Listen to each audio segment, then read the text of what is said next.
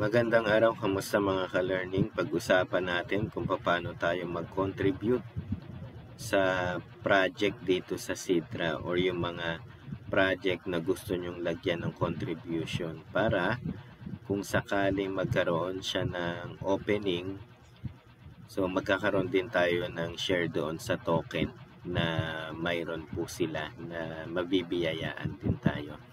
So, pasok po tayo dito sa Sidra Start. Nandito po yung pangatlo. So, yung Sidra Forums, tapos yung follow us doon sa Twitter X po nila. Then, Sidra Start. Sa cellphone po ninyo or sa app po ninyo, nandyan din yon. So far sa ngayon, nandito tayo sa website.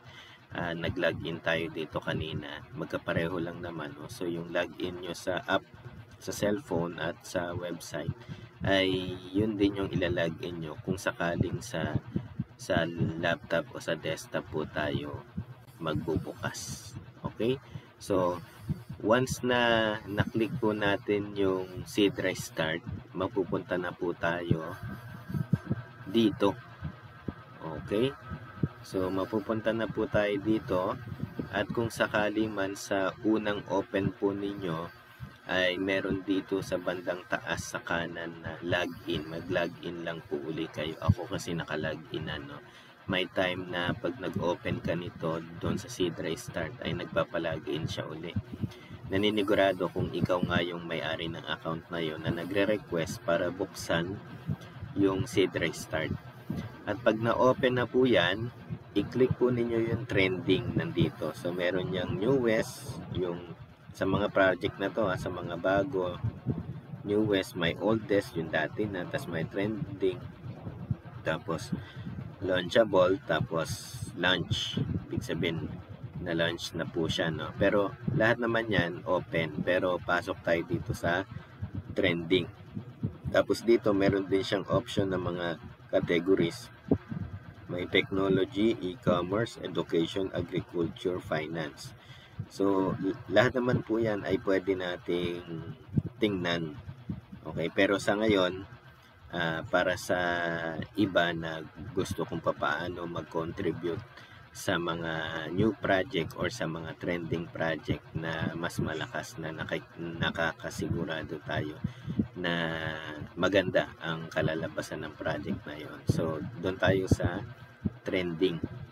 Okay, once na nandyan na po tayo sa trending, mag-a-appear po itong mga project na to. Yan, yung Regs Global, makita po ninyo, meron siyang share na 1 point. Okay, dito tayo sa banda. No? So, meron siyang 1.4 SDA or yung Sidra token. So, dyan po ay pwede tayo mag-share. Tapos, sample din dito sa project na to, pangalawa. Pero hanapin natin yung isang project na maganda. Ito, okay din tong Sidra Land.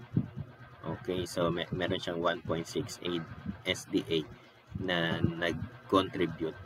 Tapos meron dito, ito, Philippines to, no? Isa to sa verifier ng Sidra Philippines, KYC. Okay, ito si Sir Brian Aquino. Okay, so yung project niya, ito yan, Virtual Learning and Community Platform. I-try natin to, no? I-click nyo lang po yan. Pag-click po natin, ay dadalhin tayo doon sa itsura or doon sa pinaka kung ano yung meron doon sa project po na to na pwede nating pag-contributan. Okay?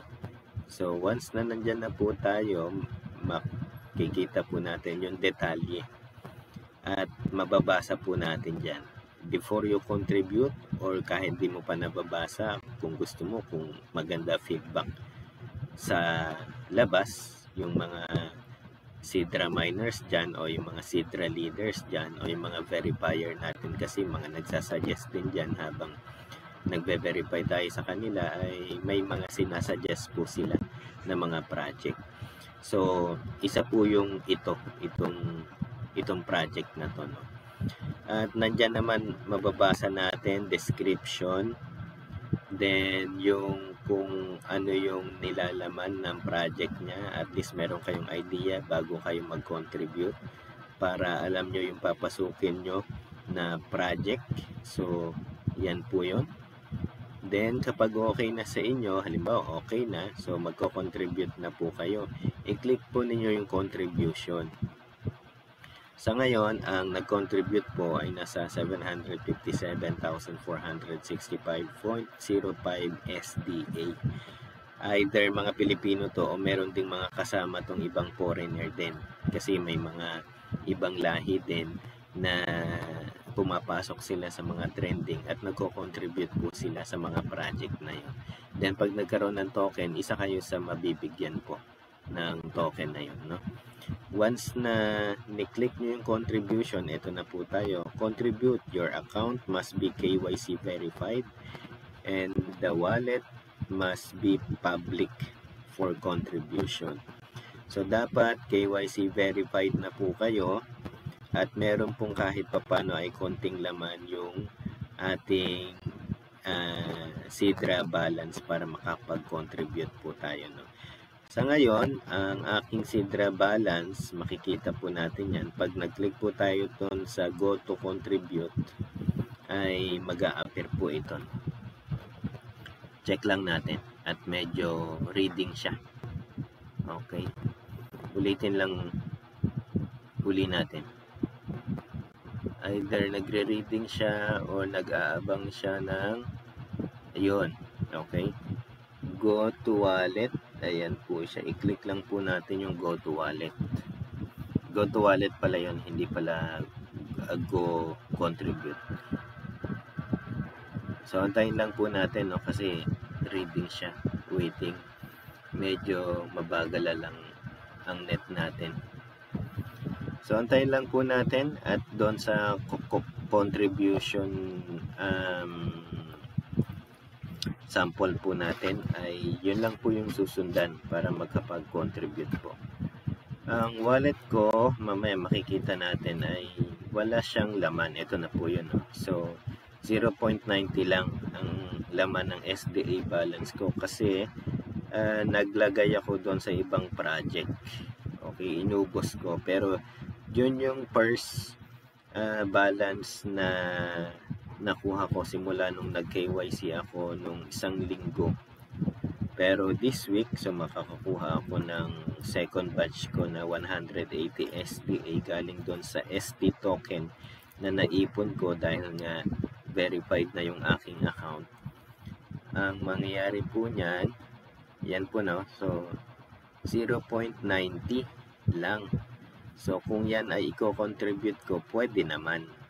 Okay, so sample, 0.90 lang yung meron po tayo, no? So, yan lang yung i-click natin. Pero, dahil nga, sabi dyan, alanganin yung ating balance. So, 0.5. O, yan, pwede. So, ibig sabihin, pwede kang mag-contribute any amount. Okay, 0.1, ayun, ngayon in-accept. So, siguro maglalagay ako dito itong linggo na to pag nakuha ko yung panibagong balance ng Sidra token ko. So, kumbaga, lagyan natin to ng part 2. Pero at least nakita na natin kung paano mag-contribute doon sa mga project. At sinample natin yung project na mayroon dito sa Pilipinas, which is yung galing sa isa sa mga team ng KYC verifier.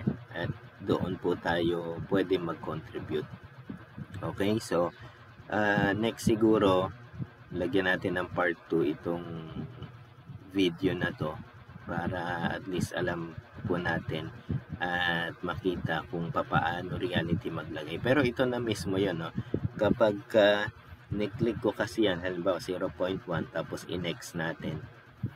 Ayan, so 0.1 or 0.10 at tapos may network fee siya na napakaliit lang naman. Tapos total amount, ito yon yung kinontribute natin at yung charges na 0.000052.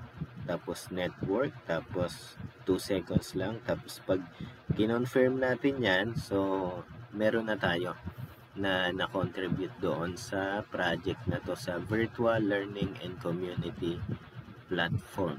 So, yun po yun. I-try siguro natin, no? 0.10, i-confirm ko lang para hindi na natin lagyan ng part 2 para alam na po natin. Ito na po yun, no? Transaction in progress for learning purposes only para sa video na to. How to contribute sa isang project using yung SDA token at para magkaroon tayo ng parte doon sa isang project. Dadagdagan natin to, no, sa susunod. Pero siguro lagyan din natin ng part 2 kasi mag-a-add ako dito sa project na to once na nakuha uli natin yung panibagong balance ng Sidra token. Medyo waiting lang, nakalagay processing transaction. Okay, so yun po yun. Doon sa ibang trending project, lagay din tayo doon para pag nag-open siya, so meron tayo doon na token na mga makukuha din. At isa tayo sa early contributor ng project na yun na mas maganda at mas mababa yung value. Kasi kumbaga, hindi pa siya nagkakaroon ng price nila yung token na yun o yung mga project na yun, pero nauna ka nang maglagay o mag-contribute, so mas malaki-laki yung makukuha mong token kumpara once na nag-open na yung project na yun. So nakalagay na rito, no, transaction in progress, your funds are being transferred securely, amount 0.10 SDA. So yan, no, kahit pala 0.10 SDA sa mga project, any project na makita po natin doon sa trending ay pwede pala kahit 0.10 SDA lang. At malay natin, no, yung value nito pag nag-open siya ay maganda, tapos may share ka